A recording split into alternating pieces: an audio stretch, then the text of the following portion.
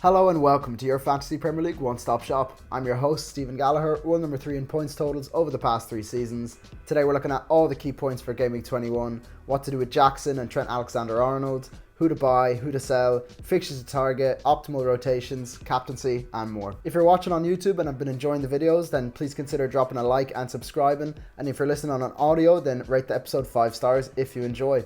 Let's get straight into it, starting with the injury news. Alexander Isak was subbed off in the 65th minute against Arsenal in the League Cup with a hamstring issue, but he's been given a few days rest and I expect him to be back in time for the Wolves match. João Pedro twisted his ankle in training and wasn't involved in the FA Cup match against Norwich, but the man himself tweeted that his MRI scan was okay and I think he'll be back in time for the Ipswich match.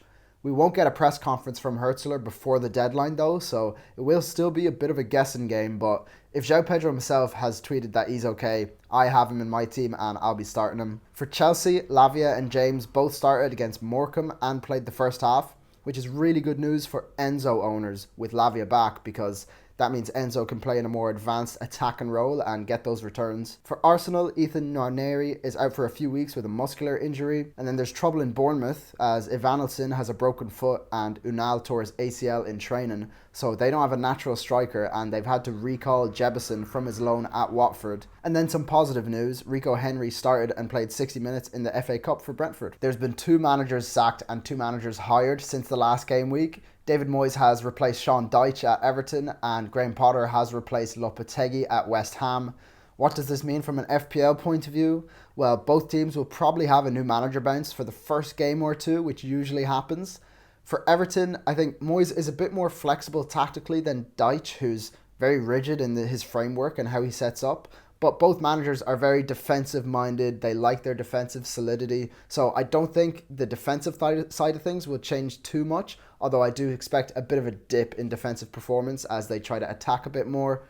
For West Ham, I think the change will be a lot more significant. Lopetegui implements a structured build-up in attack and a lot of defensive organisation as well. Whereas Potter's style is more attacking and fluid going forward, which also tends to leave some gaps in defence. West Ham have been conceding a lot of goals anyways, but I do expect them to at least start scoring more goals. Very quickly on the assistant manager chip, and I'll do a full video on it closer to the Game Week 24 deadline. All the manager prices have been revealed, and on initial look, I think the prices are so close together that the differences in how much you save is really not that important. The gap between the most expensive manager and the cheapest is only 1 million. And that 1 million is really worth it when you think of how many points you can get from this chip. I've put the scoring system up for people to remember and so you can see how important those bonus points are. There's no real point of analysing this yet because the table will change by the time we can even use the chip. But on initial glance, Oliver Glasner at Palace is the standout for me. Palace are currently 15th in the table. Again, that will probably change by the time we play the chip, but he looks like a good pick to try and maximise your points by going for those bonus. Or you can just pick Arne Slot and hope Liverpool go on a winning streak and rake in the points, which is definitely the safest option. Like I said though, I will make a full video on the assistant manager chip closer to Game Week 24 and all the strategy around it, so keep an eye out for that. Next up is Nicholas Jackson and what to do with him. He's been underperforming his expected data significantly and his fixtures have been good and they also look good going forward.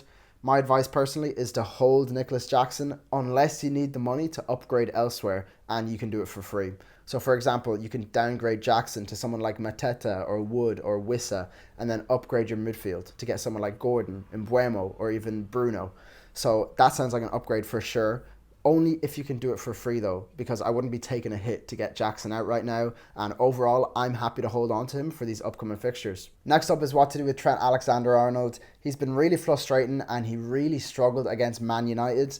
Everyone was saying he'll be dropped for Bradley and then he goes and starts in the FA Cup and scores and then gets subbed off in the 60th minute for Bradley. To be honest, I'm not really sure what to make of that.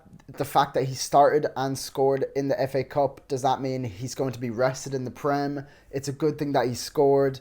Honestly, I still think that he'll start in the Prem. My advice would be that if you own him, then I'd keep him because he's still got that double in 24 or 25. But if you don't own him, I wouldn't be looking to get him in right now. Next up is defenses to target using our fixture difficulty ratings and our defensive strength ratings. Combine the two so we can rank teams on who is the best combination of defensive fixtures and strength over the next 5 game weeks. Top of the rankings are Aston Villa, They play Everton, West Ham, Wolves and Ipswich in the next 5. Really great fixtures.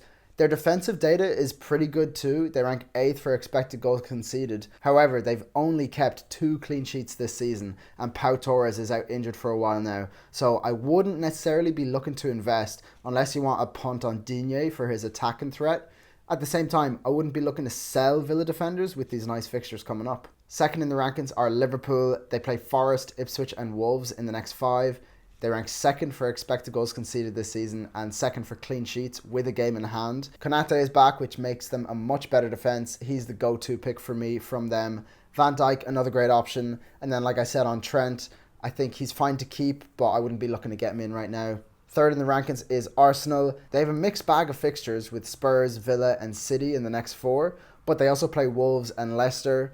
They rank 1st in the league for expected goals conceded and 3rd for clean sheets. With Spurs and Villa in the next 2 games, my recommendation is to hold on to your Arsenal defenders if you have them.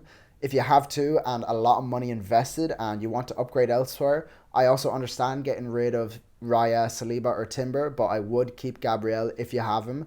And if you don't have any Arsenal defenders, I wouldn't go buying them until game week 23 at least. Fourth in the rankings are Fulham. They play West Ham and Leicester in the next 2. Really nice fixtures there, and Fulham rank 4th in the league for expected goals conceded. They do only have 3 clean sheets this season, however, but with Robinson and Castagne offering a lot of attacking threat, I think they're both good pickups right now. Fifth in the rankings is Palace. They play Leicester, West Ham and Everton in the next 5. Their defensive data isn't that great, however. 14th for expected goals conceded and only 4 clean sheets this season. However, the formation that they play, Munoz and Mitchell, are both very attacking. I think with those fixtures and with their attacking potential, especially Munoz, he's one of my favourite picks this game week. And finally, 6th in the rankings is Newcastle. What a resurgence they've had. They rank 5th for expected goals conceded this season, and then since game week 12, they rank 2nd after Arsenal. 7 clean sheets this season, and they have Lewis Hall, who continues to rise in price for a good reason. I think he's a great pick and just a great footballer in general. They play Wolves, Southampton and Fulham in the next 4. I think Hall is another one of my favourite pickups this game week. Just a quick note on Nottingham Forest defence. They've been absolutely immense. They've shown that they can pick up a clean sheet against anyone. They have the most clean sheets in the league this season. The fixtures aren't amazing with Liverpool and Bournemouth in 2 of the next 3.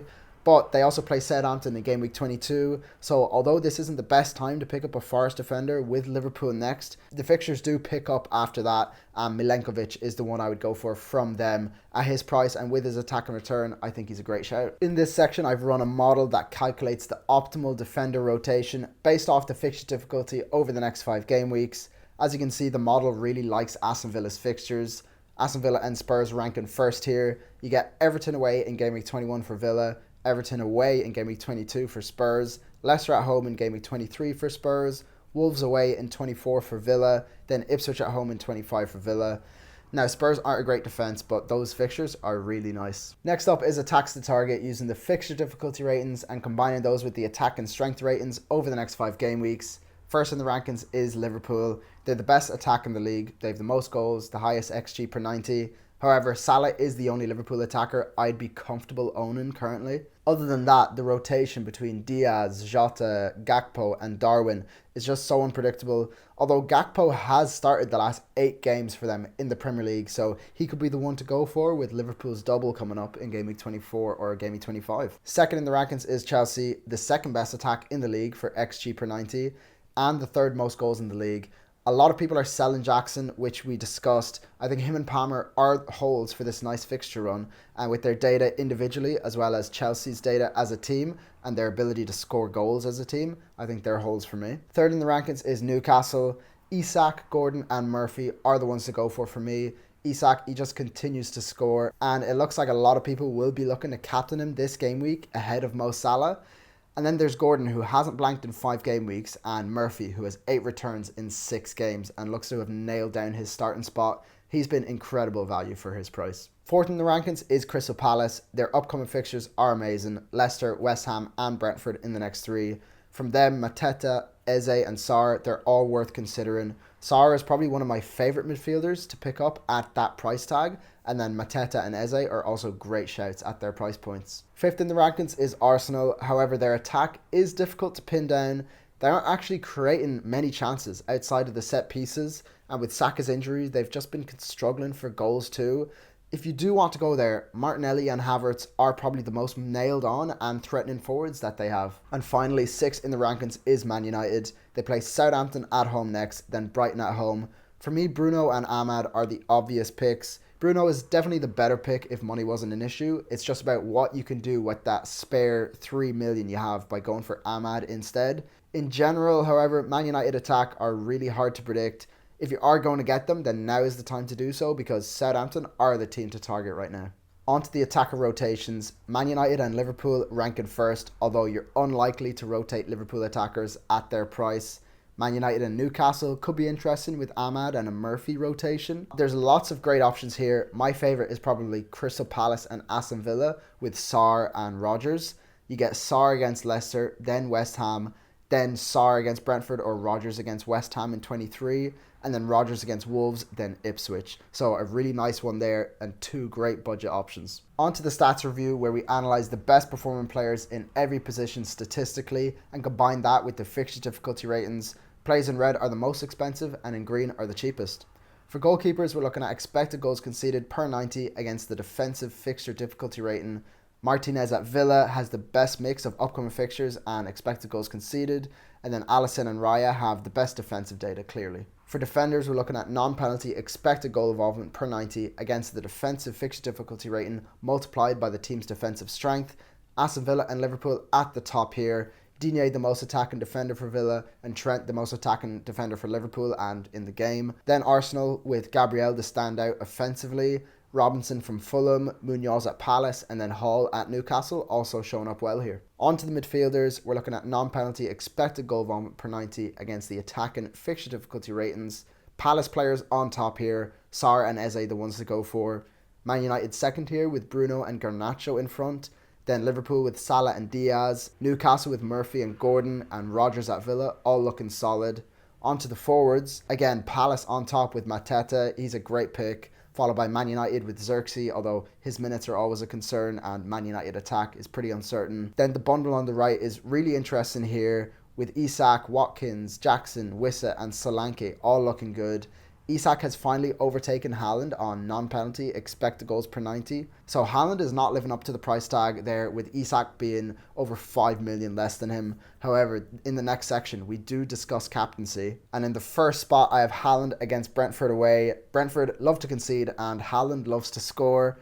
I think if you own Haaland, this is a great time to captain him because there's a lot of people flip-flapping on whether to captain Salah or Isak. Now is the time to pounce. He's gaining form slowly and so are Man City. I think he's the best captain this week, followed by Isak in second place and Salah in third place. I've Isak ahead here just based off the fixture. Wolves concede a lot of goals and Nottingham Forest don't. It's as simple as that. I know Salah is inevitable and he'll probably get a goal or two.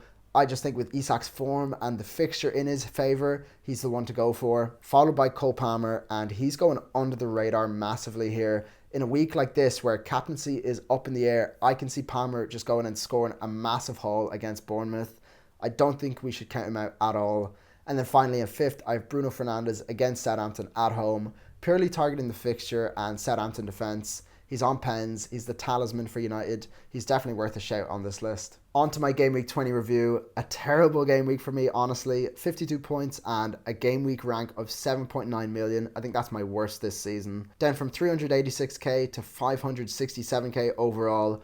Not having Mbuemo or Forest defence really ruined me here. And a lovely 9-pointer from João Pedro on the bench. On a positive note though, my Saka replacement in Foden scored, which I was buzzing with. Let's hope he continues to do so, and let's have a look to Game Week 21 and see what the plan is. For Game Week 21, I have a bit of a benching headache this week, and when that happens, it usually means you don't really need to make a transfer because you have so many options. I have Rodgers against Everton, Castagne against West Ham, and Timber against Spurs on the bench. So I think the move here is to roll. However, I can also get Konate or Munoz in for Timber, but that would mean benching Robinson or Gabriel, and I'm not sure if that's really the play here. I think patience is key and I'm happy with the team as it is. So rolling is the likely move for me. Captaincy is currently on Salah here in the screenshot, but it's actually on Isak in my team. I'm not 100% decided on the move there because if everyone captains Isak, I'm going to want to captain Salah because my rank is pretty low and I want to gain rank on everyone by choosing a differential captain pick there. I mean, picking Salah isn't really differential, is it? But I like the look of this team right now. I'm not 100% locked into that captaincy yet, so follow me on Twitter at FPL Gallagher to see what I end up going for. That's all for today, folks. Go ahead and drop a like and subscribe if you enjoyed the video, and rate 5 stars on audio. Until next time, guys, have a good one.